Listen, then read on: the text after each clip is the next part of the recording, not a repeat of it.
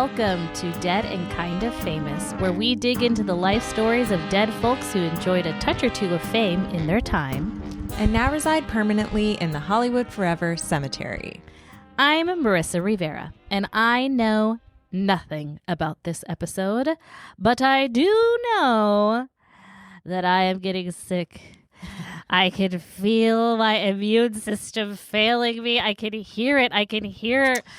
I literally was like, maybe like 20 minutes ago, I'm like, oh, my body's kind of achy. And I put the headphones on and I was like, oh no, I sound terrible. Oh no, I'm getting sick. I'm sniffly too. Oh God, you guys are actively listening to me descend into illness. Yeah. So sorry. Illness cells eating the good ones, or however sickness works in science. And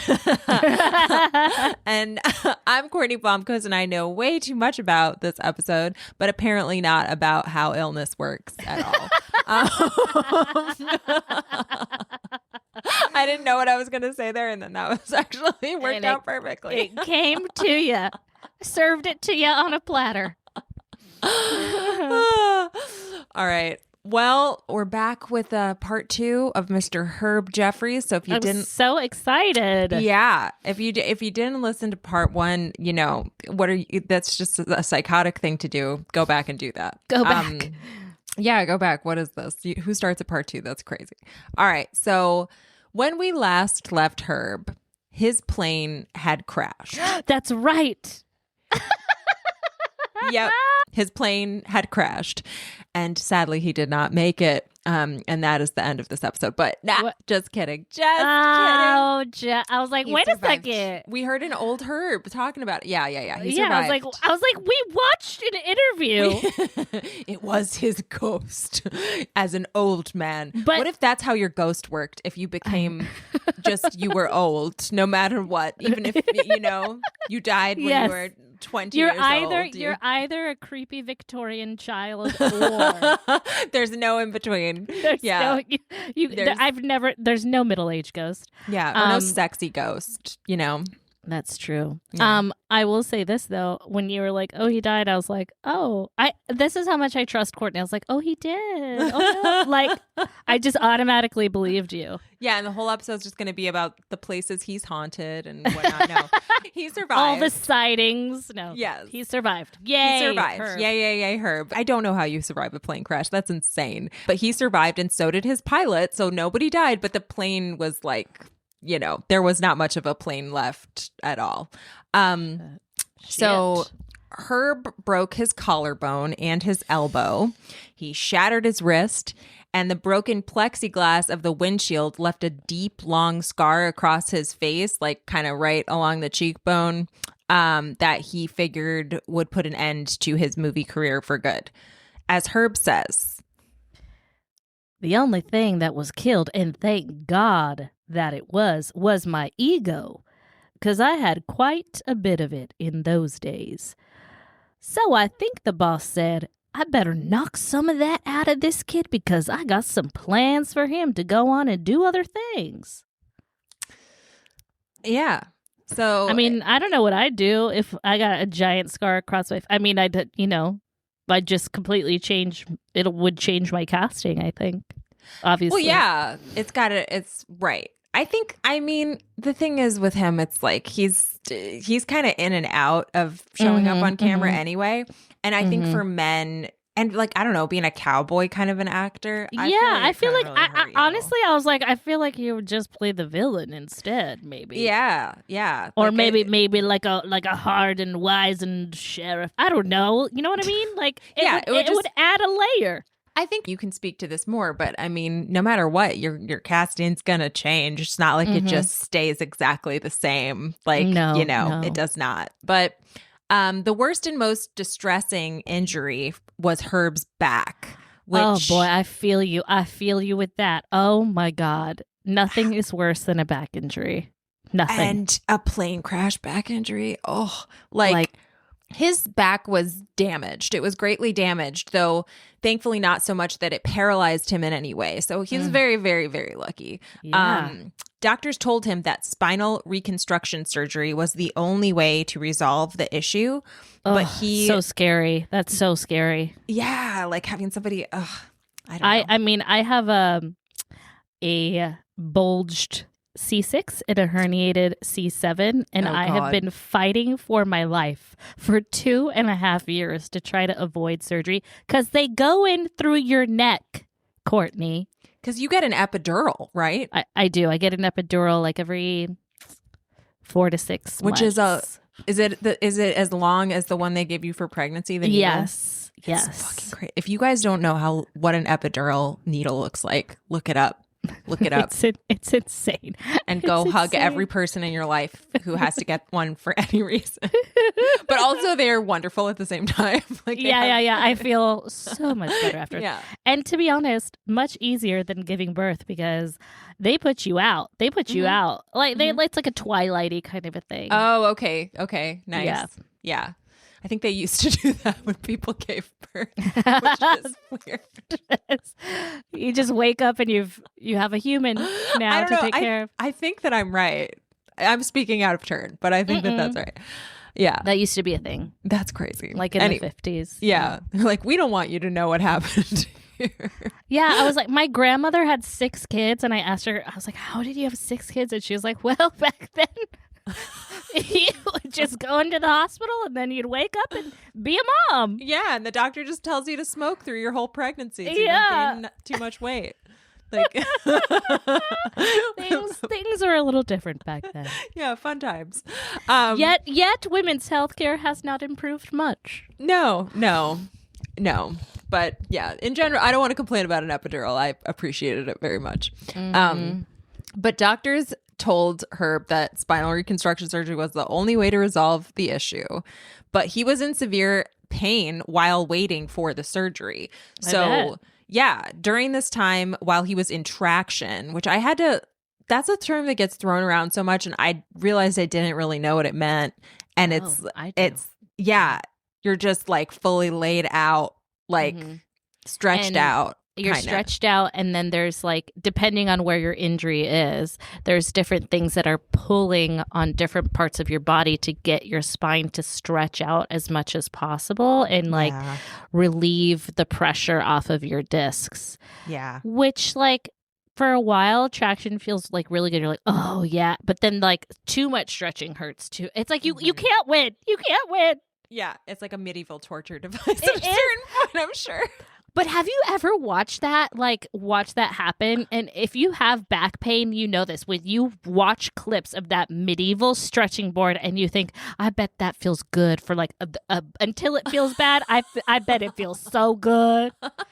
I think that every time. I'm like, oh, I wish I had one of those. Just take it just that far. Just take it 2 notches and leave me be. Yeah. That sounds good. That sounds good. Keep that thing. Just, put limits on it.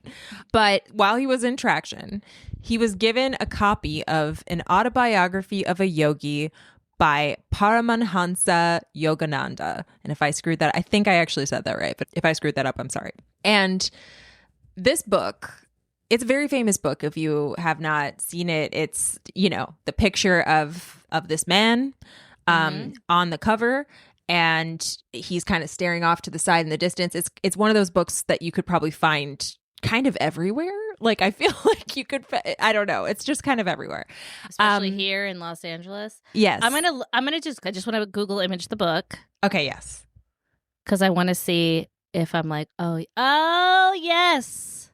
You know it? I have seen this. Yes, it's kind of everywhere. It is. I feel like that's the kind of book you'd find, like, not to say it's not worth it. It's just it's so out there that I feel like if you're like digging through book crates, like in a, anywhere, just what it's like, or in one of those like little free libraries, it's one of those books. It's everywhere. And the book was enough to make him believe that there might be an alternate path to healing. Wait, time out. Let's hold on. What do you mean like a free? All libraries are free. You mean like one of the street neighborhood libraries? Yeah. Okay. Like I'm like, hold on a second. You pay for your books? No, girl. No. That would be like, wait a minute, I thought this was a public institution. Where am I going? No, it's those little, the little cubbies people put out on the street or whatever. Yes. You know what I mean? So I do. Now I do. I do. Thank you. Yes. Please continue. And also, I just want to apologize to everyone about my sniffles.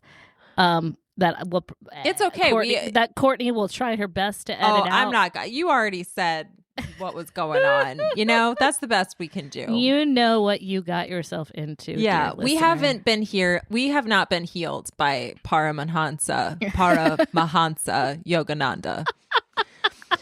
We have not. Okay, so he found this book. Yeah. We definitely have not. And yeah, all and right, so an alternate path to healing. This is interesting. Yes. So before committing to the surgery, and when he was well enough to do so, he visited Paramahansa Yogananda at his ashram, the one in Mount Washington that is now the Self-Realization Fellowship Center and Meditation Garden. Oh my God, we've been there together. We've been there so many times. And listeners, you don't know this, but Marissa and I and Jesse, and we all used to go up there and walk around the gardens because it is the most beautiful, quiet, serene place. It's up on the hill, Mount Washington. I cannot believe it's in Los Angeles and it's free to go to. It's beautiful. It is wonderful. And they have like a little gift shop kind of thing in the front, but where you can, that book is definitely sold and other things, but that's where I've seen it. Yeah, probably. But the gardens themselves are just, it's the most beautiful place. It's like, there's it's chairs so made of stone and stuff that you're just like, everything's like organic, and it's just an amazing place. So I feel like I go there every time my life falls apart. Definitely. I got so homesick for California. Like when I realized that was a place, I was like, oh my God, I didn't go there enough. Like in the last 2 years I was there or whatever. Like, dang. Because I used to live like on the other side. Like Mount Washington is kind of like, what do they call it? Like the hills of the East or something like that. I feel like it's like it because it's nice. It is the hills of the East. It's like, and there's nice houses up there and whatever. And I used to walk up there and just like dream of being a wealthy person because I lived at the bottom. Literally, I lived on the other side of the tracks. Literally, the other side of the train tracks. Yeah, there was the on train. the bottom of the rich people hill. Right next to Figueroa, where it like gets real grubby. But like I went up there all the time, especially when I could just walk to it. So it is lovely. If you can go there, I highly recommend it. Please visit. So for sure. It was founded, the whole place was founded by Paramahansa Yogananda in 1925, and he was alive and well when Herb went to consult him about healing him. When Herb asked him to be healed, now you have to be Yogananda. I hate you so much.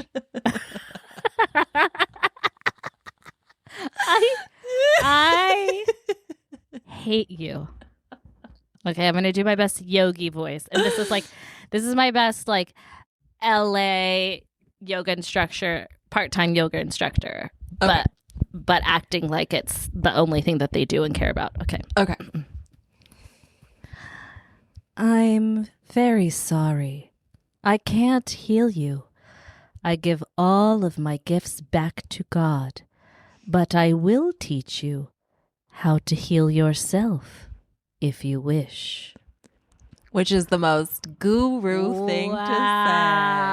Wow. Give a man a fish. Yeah. That was a give a man a fish. Yeah. Give me your money and I will teach you how. Mm-hmm.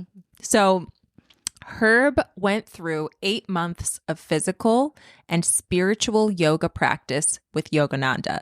And at the end of it all, doctors declared his spine miraculously healed, and he did not end up needing to have the surgery at all. Well, goddamn, I gotta go visit Walk up the hill, Marissa. Gotta go walk up that hill. Gotta go march up quickly. Give them a list. Give them a list. Say, I've got this disc. I've got a cold. Help me out. So he Help me. help me. Help me help myself. I heard what you did for Herb. They'll be like, who? What are you talking about? He remained a devout practitioner of Yogananda's teachings for the rest of his life. And that I would my too. friends, I would too. If Yeah. I was in a plane crash, survived, and it miraculously healed through yoga. I will say this. You do enough. When I first got my injury, and he was like, you need to get into surgery. And at that time I had just healed from my knee surgery. And I was like, I just like started crying and shaking. And I was like, I cannot have another surgery right Have now. we talked about that surgery on this? My knee surgery? Yeah. Sure. It was horrendous. Just know I had knee reconstruction. It was months of I had to relearn how to walk. It was like a year. Yeah. It was like a year. It was it was 2 years. But the first year was awful.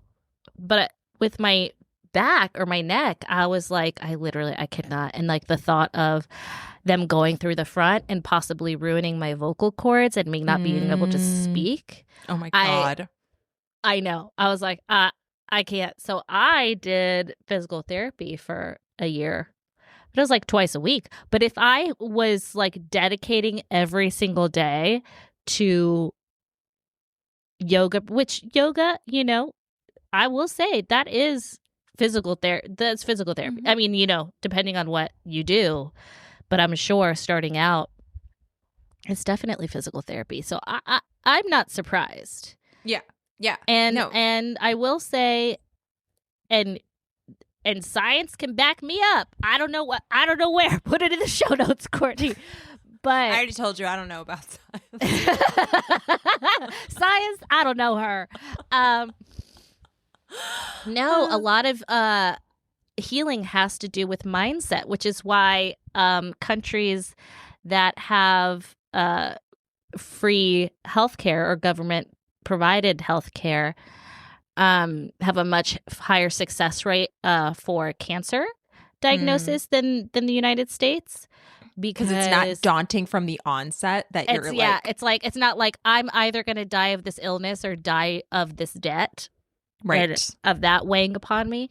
And so like with that gone, I can see it. I mean, obviously he's living proof. I could see it. Yeah, for sure. I could see it working. Yeah. So that is why, though, we're all like, where's the Om symbol on the grave come from? That's why. Mm-hmm. So at this point, Herb was relatively newly married to his first wife, a former Rose Bowl princess named Betty Allensworth. Oh, Betty. Do you think that name will ever come back? Yeah, I do. It's cute. Yeah? It's cute. I like it. I feel like it's a good name for a cat. Betty, Bettina. Bettina will come first. But Betty was white, as were all of the wives that would come after her. Oh my God. Yeah. All of the wives. Jesus. Yeah. How many wives did he have? 5. Yeah. Why would you get married 5 times? That's crazy. This was that time. This was when a lot of that was happening. This is like the time of Mickey Rooney and Elizabeth Taylor, just like where it's like, oh, celebrities just do that. I don't know. Yeah. That's crazy. It is. It just doesn't. Yeah. It was that time. So Betty was white. Mm-hmm. All of his wives were white. Some sources say that he and Betty married in Tijuana because of their interracial marriage. But I have read in more than one place that Herb not sometimes, but always listed himself as white on his marriage certificates. Okay. And we'll revisit that later. It is coming up again. But in any case, he and Betty had a young child, his daughter Fern, obviously named after his mother. His mother was Fern. Yep. So Herb had the idea to move the family to Paris and start a life there. If you'll recall, in our last episode, Herb had become quite taken with France and what he perceived to be its lack of racism. Right. So It seemed a perfect spot to be with his family, free from judgment, and also to make a mark in a city that would not put any limitations on his reach and success. So he opened 2 nightclubs there. Wow. And he hosted every night, catering to a high-end and elite crowd, including Elizabeth Taylor, Ava Gardner, Ali Khan, King Farouk of Egypt, and Rock Hudson. So we're talking like kings of the world plus the Hollywood elite, you know?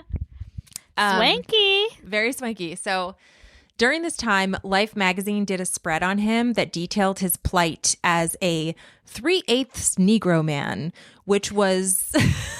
Whoa. Yeah, which was one way Herb described himself. And his popularity in America surged again because of this article.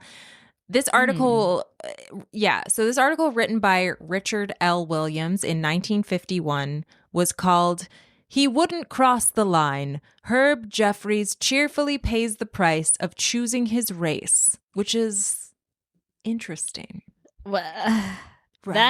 that is a word to describe this series of events. Right. But it's also, I find it interesting because it's like choosing his.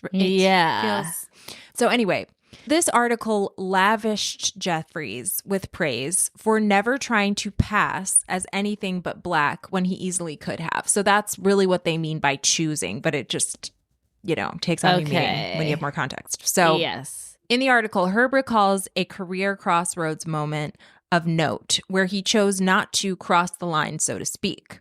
The first was when a white cowboy star named Buck Jones had tried to get Herb to totally lose his name and identity, learn to speak Spanish by moving to South America, and then come back and reinvent himself as Buck's Latin cowboy sidekick. Wow, interesting. Yeah. Yep. How change your entire life and your identity, come back and play second fiddle to me. How about it, bud? Like, fuck off. Also change your you already, just pick a different minority. Yeah. Pick instead of blackface, let's do brown face. Yeah, let's do that. So Herb did not do this. As he says, I was almost tempted, because by then I'd learned how things are stacked against you as a Negro. But besides the fact that we'd probably have been found out, I suddenly asked myself just what the hell I had to run away from or be ashamed of. So I turned Buck down. So he also, all these quotes, by the way, are from this article. Mm-hmm. He also spoke Well, he had nothing to be ashamed of. He wasn't black. He couldn't be ashamed of being black because he wasn't black.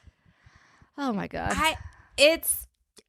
So he also spoke of the time that a foreign movie producer had approached him to act alongside Gene Tierney or Hedy Lamarr, huge stars of the time, for a new film.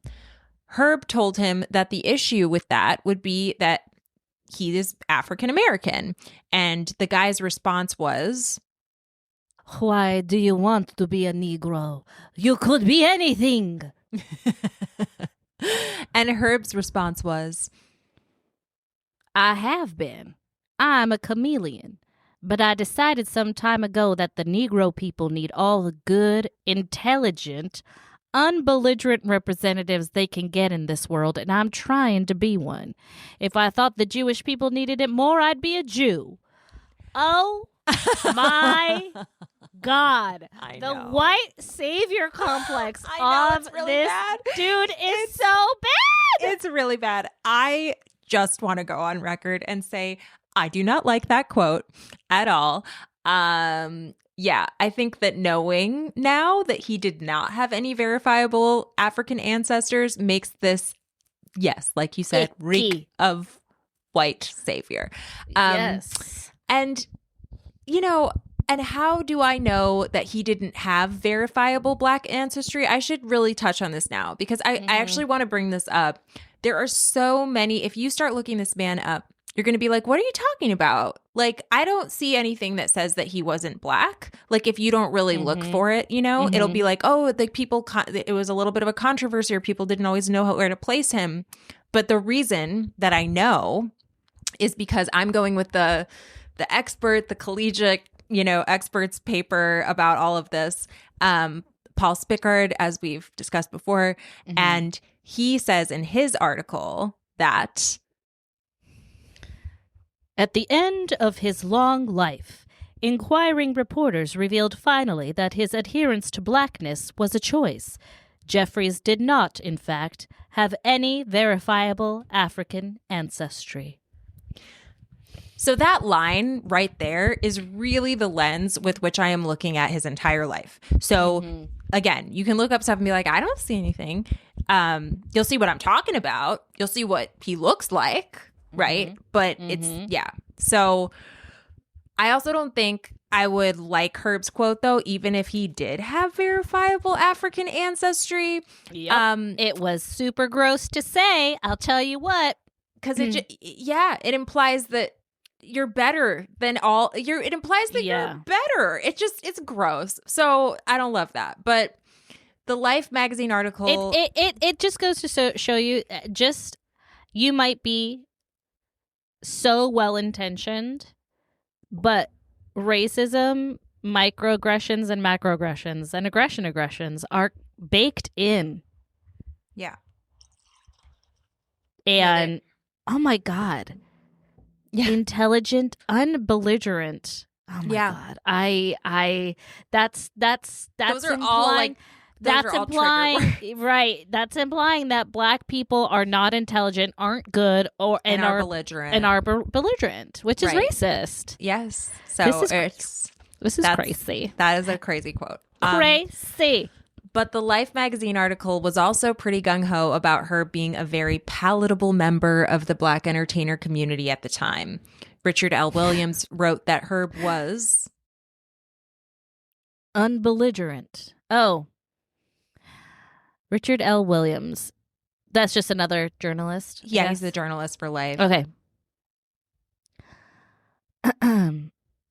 Unbelligerent. No militant chip on the shoulder radical. Unlike Paul Robeson. Okay. Jesus. And that's such a white fucking thing to do, to be like, you know, this guy who's not even black, by the way, this is how you do black. You know, this is how you do black. I don't mind not this. Like this. That's what I like. Yeah. Like nobody cares what you like. Fuck you. And for anyone who doesn't know, Paul Robeson was a pioneering black actor, singer, and activist, famous for playing Othello alongside Uta Hagen, like, you know, acting royalty Uta Hagen on Broadway, and Joe in Showboat. He's very famously played that role. He was also blacklisted at one point for support of the Soviet Union and was a global activist for civil rights, anti-colonialism, and labor justice. So Robeson definitely had some controversial viewpoints when compared to other civil rights activists, and sometimes they didn't really know where to place him, mostly because of his support of the Soviet Union and communism and stuff. But it just feels like the article is sort of praising Herb for not making a fuss, which seems, yes, like you said, I mean, like we've been saying, inherently racist. So inherently racist. Yes. Fuck that. Also, you know, and it still happens to this day that people of color can't just be actors. We can't just do, like, if you're a famous A-list, even B-list actor, and you're a person of color, there is this implicit expectation that you are also an activist. Right. I can't just be an actor. I have to be an actor and also be very loud and firm about my opinions about the injustices that happen to my people and to women, not just in this industry. It's like I just can't go to my job, clock in, do my job, clock out. It sucks. Yeah. And I mean, also, like, you can't, not that you are this at all, but like, what if you just want to be What if you just want to be an actor who's like a big, stupid idiot? What if you just want to be would a big, love to do that. big dum-dum? White men get to do that all the just time. a big buffoon. What if you just wanted to do that and just be silly? Look and at goofy Will Ferrell. Yes. Will Ferrell. Yes. That his He's even entire started to career. get a little political, but yeah, but now. yeah. Now when he's like made it, yeah, for sure. Yeah. Exactly. Wait, if you can't just go be like a silly. And I love Will Ferrell. Oh no, and, totally. And I love silly stupid. And we love obviously. stupid. Yes, and that's why I'm saying. That's why I'm saying. Like, I actually know that you. I know that you're so much more than that. But if you wanted to be that, I'd be like, yeah, because you are good at being stupid. I'm so good at being dumb.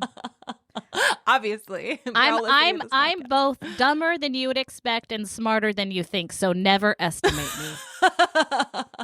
Okay? Don't under or overestimate. Don't me. estimate Don't me estimate at all. at all.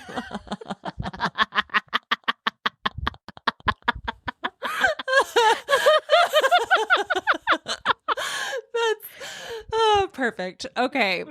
So but anyway, the article made him look pretty good back in the States, and his wife Betty had been begging Herb to move them all back long before it came out because she didn't speak French, she didn't try to learn French, and she missed her family. So with the buzz from the article, it seemed like a good time to do it. And at this point in time, he started to do more TV roles and TV singing spots as well, and he continued to make hit songs and records. His album Magenta Moons was the #1 album of 1951. Wow. Yeah. And I'm going to play for you a clip now of him singing a popular record of his at the time called Basin Street Blues. Of dreams, you never know how nice it seems, just how much it really means. Promenade, down Esplanade, oh, what a thrill to see that bull's parade.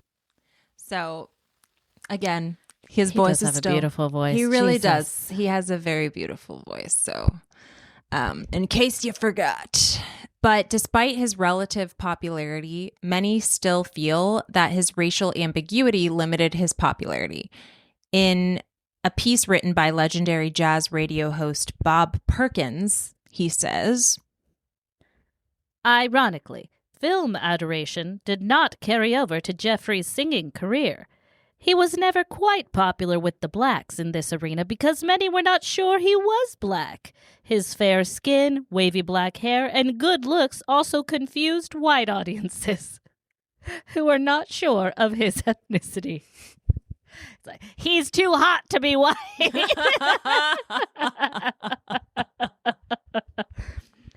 This ambivalence seemed to dog Jeffries throughout his career, despite the fact that he possessed one of the most beautiful baritone voices in popular music. yeah, but as the Life article demonstrates, Herb was getting recognition from the white community, and black magazines like Ebony and Jet, sister publications, were usually quite taken by him as well. All of them very flowery towards him. But that would soon change when Herb and his wife Betty divorced, and he remarried another white woman, Tempest Storm, in 1959. I'm not going to lie, that sounds like a porn star. Yes, that's what I said. And if you're, that's exactly what I said. You read my mind. I said, if you're feeling like the name sounds like what you would Google, like, hey, 1950s porn star, and then that name pops up, right? Like, you would not be far off because Tempest Storm was a famous burlesque performer at the time. There we go. Yep. But that wasn't Live what caused... porn. Classy. Classy live porn. Cocktail attire porn. Little black dress and a boa porn. Yeah, that's right. That's right. Yeah. See? But that wasn't what caused a commotion. It was more that their marriage certificate demonstrated what appeared to be a bubbling racial identity crisis, and Jet magazine took notice. This was Herb's second marriage. Yep, they know they followed up. They saw the some receipts, journalist did some journaling. Yep, Wow. they were on task. So this was Herb's second marriage, and he would go on to have 3 more, as we have said. And though I can't entirely confirm it, it seems that Herb not sometimes, but always listed himself as white on the certificate, like I said. I'm not sure if he actually did that with his first wife or not, but he definitely did it with Tempest. And a reporter with Jet actually found him and Tempest on a dock about to board their honeymoon cruise when he just got in his face and accused Jeffries of being a black man trying to pose as being white. Jeffries responded, "No, absolutely not. I'm not passing. I never have. I never will. For all these years, I've been wavering about the color question on the blanks. Suddenly, I decided to fill in the blank the way I look and feel. Look at my blue eyes, my brown hair. Look at my color. What color do you see? My mother was 100% white. My father is Portuguese, Spanish, American Indian, and Negro. How in the hell can I identify myself as one race or another? I recognize no race and no color, only American."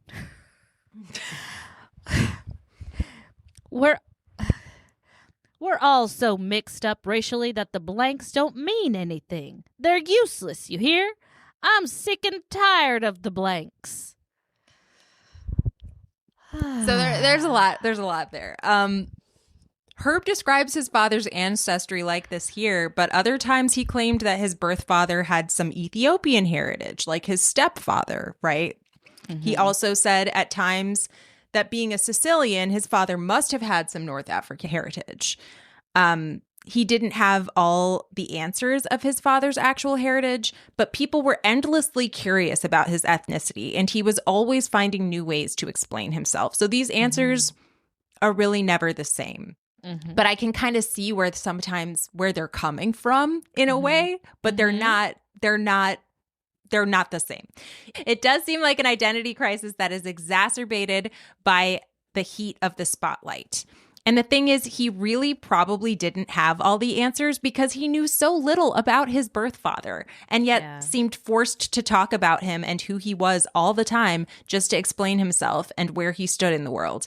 And clearly, he seemed to struggle with the binary nature of identifying one way and one way only and maintaining the level of Black pride that he was once lauded for. Later on, he was quoted as saying, "The word black means avoid, so I have never seen a black man. The word white means lack of pigment, so I have never seen a white man either. There's only one race. The human race." He sounds like a politician. I'm not going to lie. I know. He's getting to this place where he's like, I am tired of walking this tightrope. Leave me alone. I'm a human. I'm an American. Shut up. Like, and get off my lawn. Stop putting this microphone in my face. I don't want to talk about it anymore. I get it. I kind of do too. I think that all this waffling, I don't feel like there's any like ulterior motive. I think there's a lot of people pleasing in the Life article because I think he's leaning into the angle that the reporter had. I mean, that's being a little forgiving, honestly, but I feel like that reporter clearly had those opinions and then he's kind of leaning into it. But anyway, Herb kept moving and grooving and entertaining despite the identity albatross that was always hanging on to him. In the late 50s and 60s, he circled back to acting and appeared in multiple TV shows, including Hawaii Five-0 and I Dream of Jeannie. Wow. And when it came to his film endeavors, just as it was with his Westerns, he did more than act. In the 1957 film Calypso Joe, Herb played the titular role and also wrote and performed the music for the film. Wow, that's really impressive. It is really impressive. He's a very talented man. He is. So fast forwarding to 1967, he produced and directed Mundo Depravados, which starred his wife Tempest, whom he would divorce shortly after the film was finished. They weren't going to work together well. It just wasn't going to, yeah. So that's a can't, not everyone can do that. So into the 70s, he also acted in Chrome and Hot Leather and Portrait of a Hitman, which are films I don't know. Chrome and Hot Leather sounds like a porn. It does. That But also, sounds I feel a like porn. This is like that new But casting also we were the talking about. 70s. Yeah, I feel like it's the 70s. He's got a scar across his face. He's like chrome and hot leather and portrait of a hitman. Portrait of a hitman. It feels right. Yeah. Feels right. He continued to sing review shows well into his old age, and his voice is seemingly unaffected. Here's a clip of him singing a review show in 1983 when he would have been 70 years old. I had to like do the math a lot because I'm like, he's not 70, but he was. So, wow, he looks good. You know what? You can tell he's not fully white because he still looks good at 70. Okay? I mean, Italian blood is also pre-crack free. Yeah. He's at least beige, you know? And beige don't age. That's right. That's your line. That's me.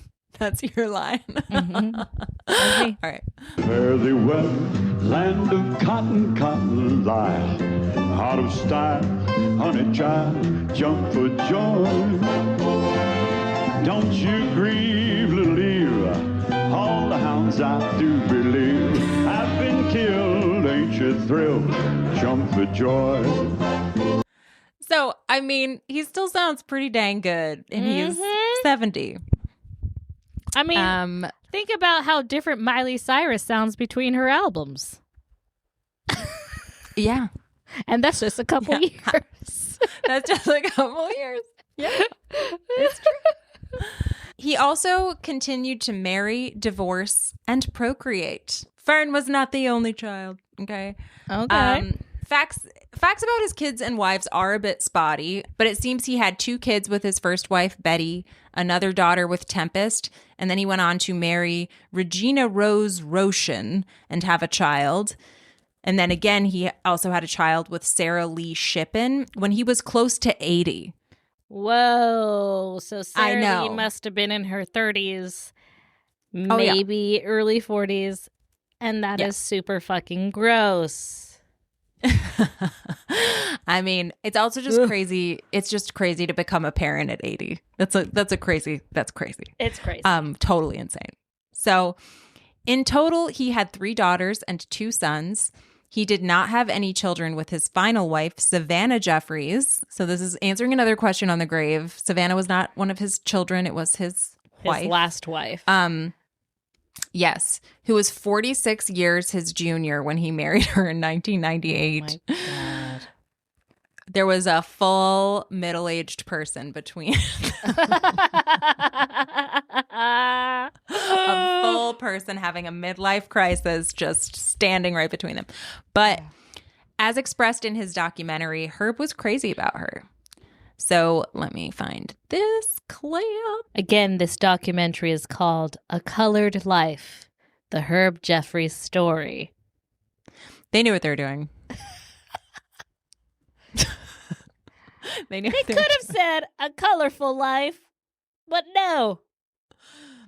They knew what they're doing. They're trying to what was it? That's the subtext there. Okay. She's the best friend I ever had in my life. And I adore her. We have what I've experienced with my present marriage, my beloved wife, age discrimination. I'm 46 years older than my wife, but I don't think of being older, I think of vintage. What if I gave you a 20 vintage bottle of wine and a 95 vintage bottle of wine? Which one would you take? That he is such a politician, you're right. God, he is so good at spin. And I'm here thinking, damn, you're right. I would. You are. I would take that older vintage. I would take that older vintage, sir. Yep. But Herb and Savannah lived in Idlewild, California for his remaining days. A beautiful place. Yes. If you've never been and you get the opportunity to go, you should. It's gorgeous. Yeah. Start taking notes. You got a road trip ahead of you with this episode. But that's where he spent his remaining days, and a local cafe called Cafe Aroma realized who their regular customer was.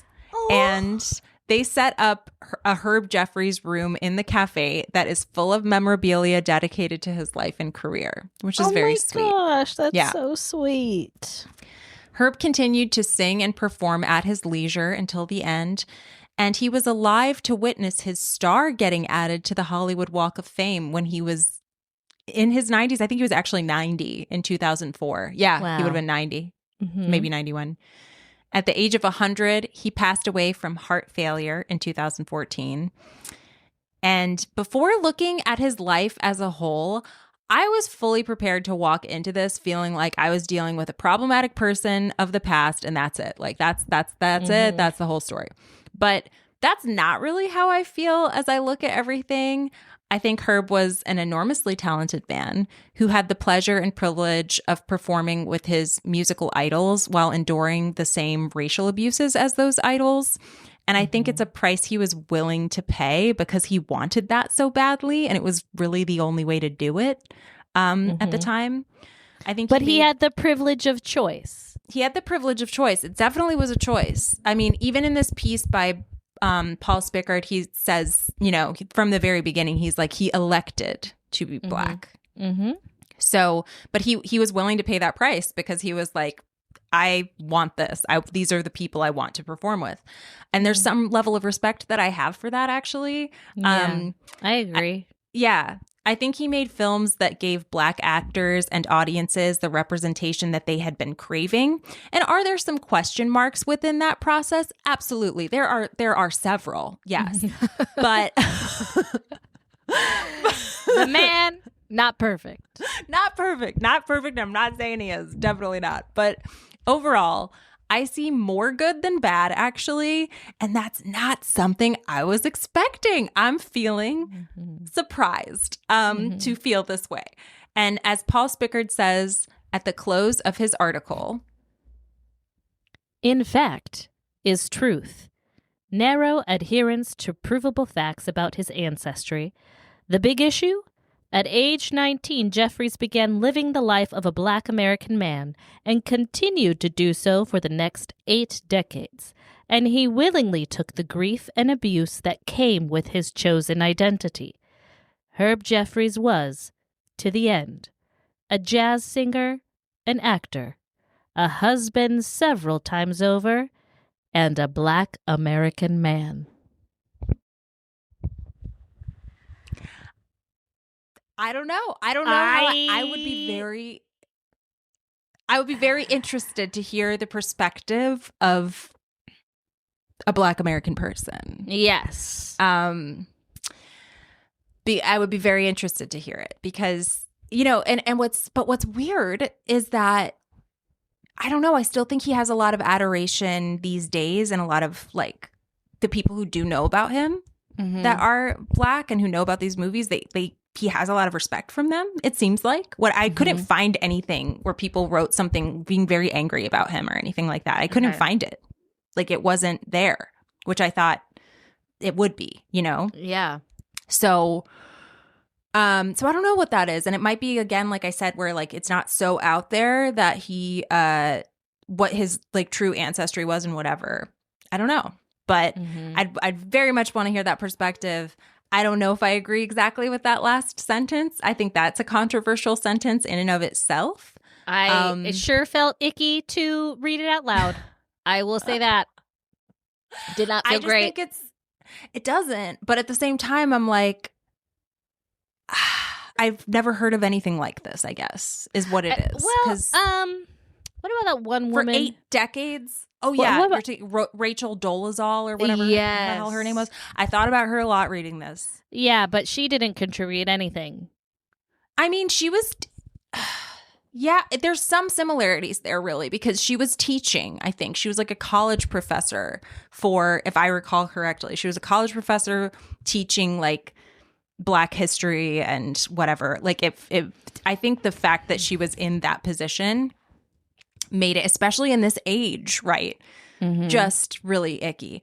I think what I just feel like the time period context of it does do something because, like I said, I think like to do all the things he did, there was not really another way. He kind of had to elect to be Black. Right. If he wanted to perform with if Black he wanted to performers. perform, exactly. If he wanted to perform and would do the music that he wanted to do and the music that he was brought up to love. And It's also kind of that like, they wanted him for. yeah, Like, you know what I yeah. mean? Like, They were like, yeah, just say that you're mulatto. You know, they were like, totally. They wanted yeah. him there. Like it's so I think because he had a beautiful voice. He was Mm-hmm. like he was very good. So I just think that this is I don't know if he would. I don't think he would have made the same choices if the times weren't that way. I don't think he would have. Do you know what I mean? He wouldn't have had to. Like the choice Yeah. wouldn't have been presented. Right. So I think that that's what makes him really different from Rachel Dolezal. Nobody is like telling her like you can't. Yeah, you do can't this. teach. You can't do this unless you. Yeah, no. Right. So I think that that's a big factor there. But this has made me think. It has made me think a lot. And it wasn't the full angle that I was expecting. I do see a lot of like I said, I kind of see it as people pleasing, like a lot of his responses that we find the worst.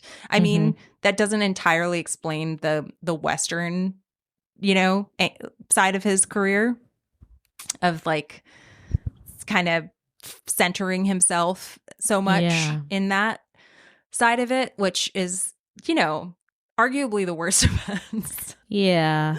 But at the same time, those movies gave opportunities and like it was a good idea. It was a good idea. Like in theory.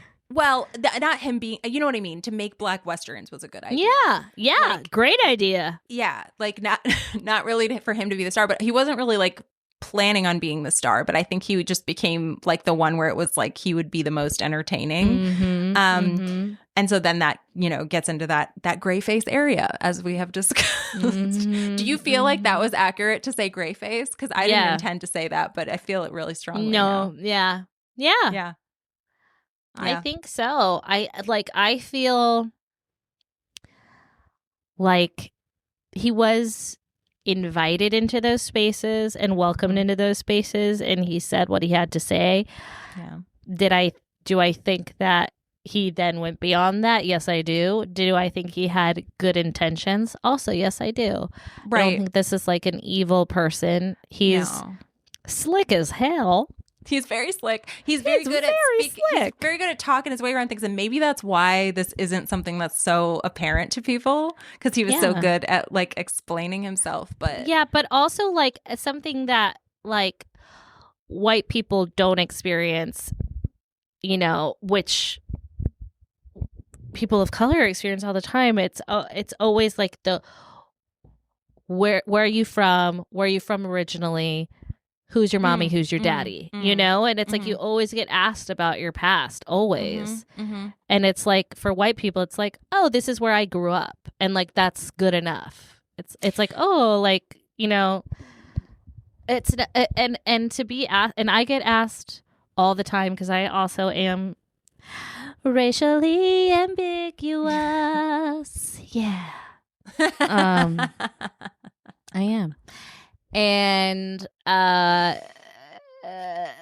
it is like always, it's an exhausting talking point, and I could see like how and why his kind of quote unquote story would change, depending on the times, the chapter of his life he was in, like.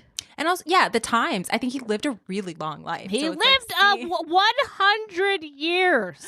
A centaurian. He is. He was. Yes, he lived through very, different times. So to expect a person to remain the same throughout their 100 years of life is insane. First of all, and also when it wasn't required the way that it was when he started out. Do you know what I mean? Then it's like you feel like you have to stick to the story, which I think is like a lot of what's going on. You know?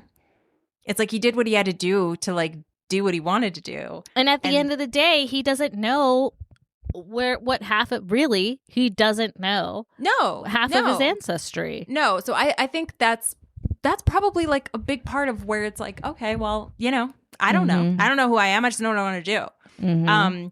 And I think that's a big part of it too. But I was going to say, I always feel really bad when I, as a white person, will ask somebody like, where are you from, when I am intending to be like, where did you grow up? Where did you grow? And then well, then you could maybe say, Courtney, where did you grow up? That's true. That's a better way to say it. But it's just the way it's the way the question's asked to me, and I always respond that way. So you know what I mean? It's like it shouldn't have to be a different question. It just ends up being something that is, you know. Yeah. It means something completely different. Right. The where are you from that I get is very different from the where are you from that you get. I have to explain my entire lineage to people who meet me for the first time. Always. Yeah. No, but I do. It's like I feel bad because it's like people start saying that, like, well, I mean, I'm Mexican, but I grew up in like, you know, Scranton or whatever, and I'm like, yeah, that's what I wanted to know, man. Like we're in LA, like or whatever. Like everyone, no one's from here. That's what I mean. Like, you know what I mean? Especially there. What's your weird hometown that you ran away from? That's what I want to know. That's everybody's curious about that, right? But yeah, it's true. It's like there's a lot of stepping in it, I think, where because there's different intentions. And I know that like that's come up for other people where they're like curious about different cultures and then they want to know out of a place of curiosity and not out of a place of malice, but it's still something where it's like, well, nobody's asking you that. And right. And you know, the internet exists. You know what I mean? Like do your own research on not my time.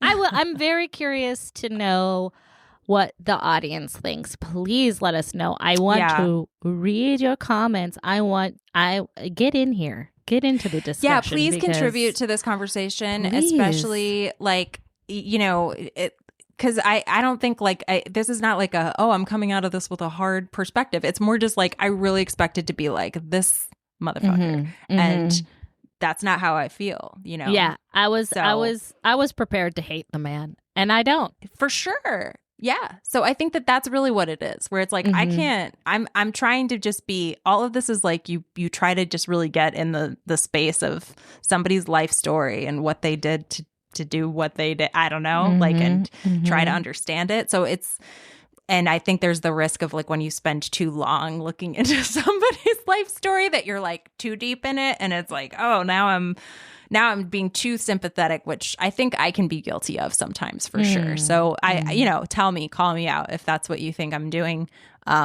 But yeah, like I'm not really sympathetic to somebody who's like, yeah, I'm just going to pretend to be a different ethnicity.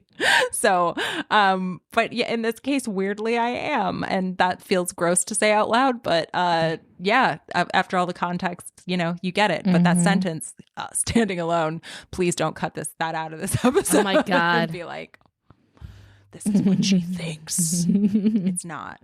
It's just a weird story, and I've literally never heard anything like it. So yeah, tell us what you think. Please We're curious to know. We're curious to know. Well, thanks, guys. We'll see you next time with another weird one. Maybe I will pick someone easy. I don't know. We'll see. I don't feel like there is an easy person in that place.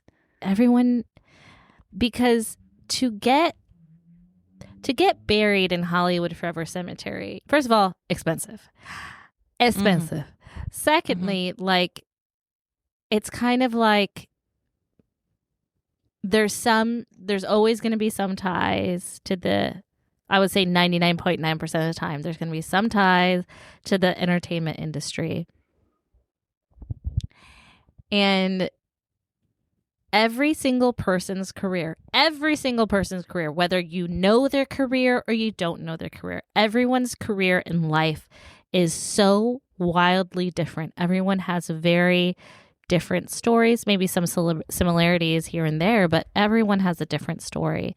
So I'm excited to know what weird one you cook up next, Courtney. We will see. It's full of delightful little weirdos, but I think it'd be fun to find someone who's a little normal, and maybe we will. Where you're like, oh, that's just like that guy that I see all the time in LA. That guy, like I know that guy. You know what I mean? Right.